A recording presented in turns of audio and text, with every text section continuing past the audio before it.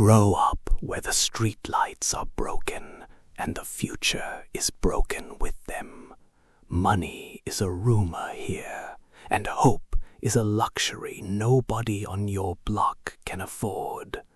Your father is a closed door, and your mother works 2 jobs to keep one light on. And the only thing that ever answered back when the world hit you was your own 2 fists. So you learn to use them.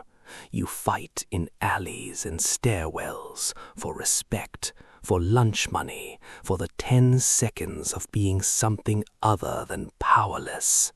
You are angry and you are hungry, and the 2 feel like the same thing. One gray afternoon, an old man with cauliflower ears and scarred knuckles watches you drop a kid twice your size, and he does not look away. He has seen something in you, the same thing the streets saw, a weapon that does not yet know what it is.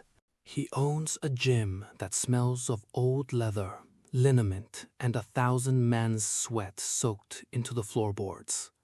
He does not promise you money or glory. He promises you something stranger, discipline. He shows you the heavy bag, the speed bag, the jump rope, and he makes you throw the same jab 10,000 times until it stops being a motion and becomes a part of you. Your lungs burn on the dawn roadwork, and your knuckles split on the canvas. But for the first time in your life, there is a place that expects you at 6 in the morning, a man who notices when you are not there. The gym becomes the home the slums never were, and the old trainer becomes the father the doorway never was. You are no longer just angry, you are aimed. Your first amateur bout. The headgear is tight and the lights are blinding, and your heart is a fist against your ribs. The bell rings, and a punch you never see slams into your face, and your nose breaks with a sound like a snapped branch. The warm copper flood filling your mouth. The world goes white.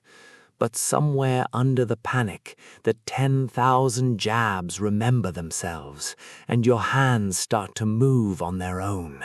You swing back, you keep swinging, and when they raise your arm, 20 strangers are screaming your name, screaming for you, the kid nobody wanted, and something ignites in your chest that will never go fully dark again. You taste your own blood and you smile. You are not afraid anymore. You are hooked. A promoter with a gold watch and a soft handshake slides a contract across a sticky table, and you sign your name beneath words you do not fully read. You turn pro. The dream looks nothing like the poster. It is half-empty halls and a few $100, and your name spelled wrong on the undercard. It is road work in the freezing dark and weight cuts that hollow you out until you are a ghost who can still throw a punch. It is camps that swallow months far from everyone you love. You miss your sister's birthday, and then a year later, her wedding. The ring takes everything you have and calls it dedication, and you let it because the ring is the only thing that ever paid you back. Win follows win, and the world begins to learn your name. You climb the rankings, contender now, a real threat, and the money finally comes, more than your whole block ever saw. There is a car, a chain, an apartment with a view of the city that once chewed you up. And there are people, suddenly so many people, who love you, who laugh at your jokes, who tell you that you were always going to make it. The old trainer watches them with tired eyes and says the only warning he ever gives twice. The ones who show up while you are winning are always the first dares to vanish when you are not. You hear him, you do not listen. Winning makes a man deaf. Then the call comes, the one every fighter prays for and dreads. The title shot, the big arena, 20,000 voices, the anthem, the lights so bright they erase the crowd. Across the ring stands the champion, and for 12 rounds you go to war with him, trading pieces of yourselves under the hot lights. In the 8th, the canvas rushes up to meet you, and you hear the count, and you find something at the bottom of yourself you did not know was there, and you rise. You dig deeper than blood, deeper than pain, into the place where the angry, hungry boy still lives. And when it is over, they wrap the belt around your waist. World champion. The kid from the broken streets, standing on top of the whole world. This is the summit. There is nowhere left to climb, which means there is only one direction left to go. At the top, everyone wants a piece, and the belt is heavier than it looks. The promoter takes his cut, and his cut's cut. The entourage grows, the parties grow, and the bank account grows too, for a while. But every title defense is another war, and each one takes a little more than it gives back. Your hands ache in the mornings now. The ringing in your ears lasts a day, then 2.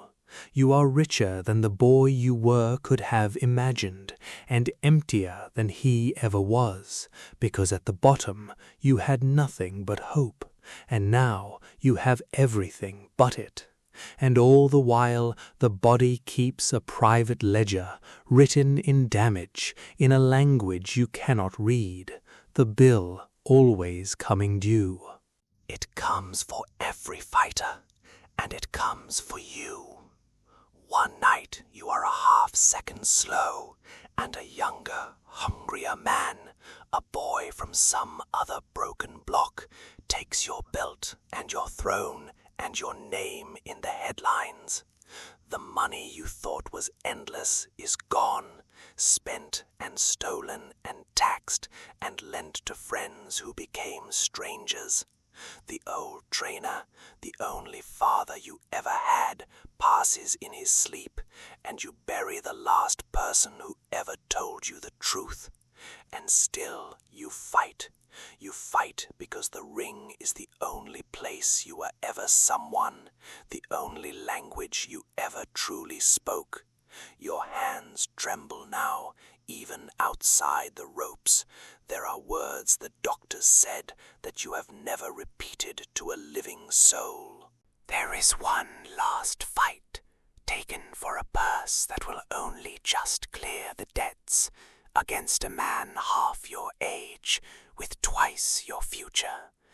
You know before the bell that you should not be here. You know it in your slow hands and your slower legs, and the way the lights blur at the edges. He hits you with things you used to slip in your sleep, and you cannot answer, and your corner is screaming to stop it. But you wave them off, because to stop is to admit it is over, and you do not know who you are when it is over. So you stand and you take it until the final bell rings through the roar like something tolling at the end of the world. They help you down off your stool. The lights are very bright and very far away, and the cheering is all ready for someone else.